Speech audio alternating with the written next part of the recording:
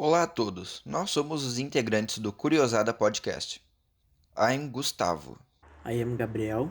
I am Nicholas. Today, Friday, 2 October 2020. How are you? I am excited. Friday is my favorite day of the week. And you, Gabriel? I'm fine. It's a beautiful day to go to the park. Yes, if you are not living in a pandemic. Speaking of which, it would be more interesting if we were meeting in person.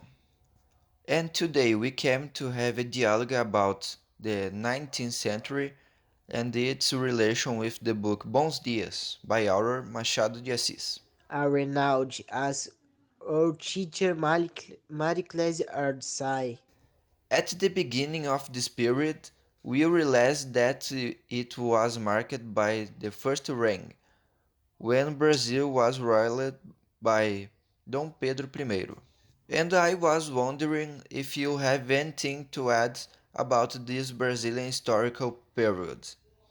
Podemos destacar um ponto importante que foi o atrito entre Dom Pedro I e alguns grupos políticos do Brasil, devido à incompetência administrativa e pelo autoritarismo. Outra observação que podemos fazer é sobre a pressão que Dom Pedro I sofreu enquanto governava. A mesma fez com que renunciasse o trono para seu filho, mas por não ter idade suficiente, essa fase foi governada por regentes até o imperador completar 18 anos de idade. Esse tempo foi marcado como período regencial. Foi uma fase caracterizada pelos conflitos entre os parlamentares brasileiros e por revoltas provinciais, como a cabanagem, a balaiada, a sabinada, a revolta dos males e a Revolução Farroupilha. Mas o que marcou o fim desse período foi o golpe da maioridade, o qual fez com que Dom Pedro de Alcântara fosse coroado aos 14 anos de idade. Com o acontecimento desse ato em 1840 se deu início ao Segundo Reinado. Já no segundo reinado, com Dom Pedro II no comando entre 1840 e 1889, já podemos fazer uma divisão por fases. A primeira, a consolidação, a segunda, a fase de auge e, por fim, a decadência. Um grande marco do Segundo Reinado foi a campanha abolicionista. Quando Dom Pedro assumiu a presidência, a Inglaterra pressionou o Brasil para proibir o tráfico de escravos da África, dando início a uma transição da monarquia até a abolição do trabalho escravo no país.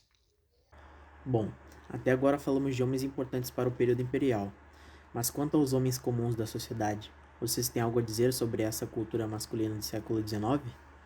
Importante também ressaltar que nessa época era basicamente um padrão de família patriarcal, no qual o homem era o chefe, provedor da família e trabalhador, e comumente o filho homem seguia a mesma profissão.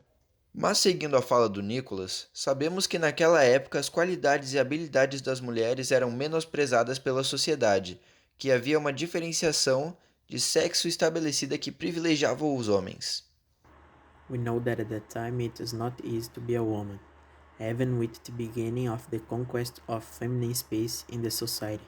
Women even begin to gain space in society, continue to be taxed as those mothers and wives who shall take care of the children, husbands, herself, and home.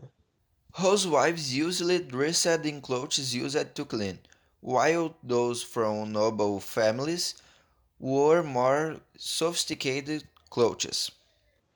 Men from for families were out clothes for manual labor and nails. From nobles' families were based on the neoclassical after the French Revolution.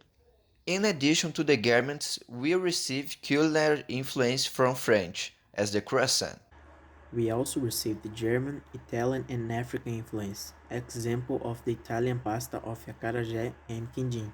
Together with acarajé, we receive a genre of samba, very close to African, batuque, which is the samba of Laudepare.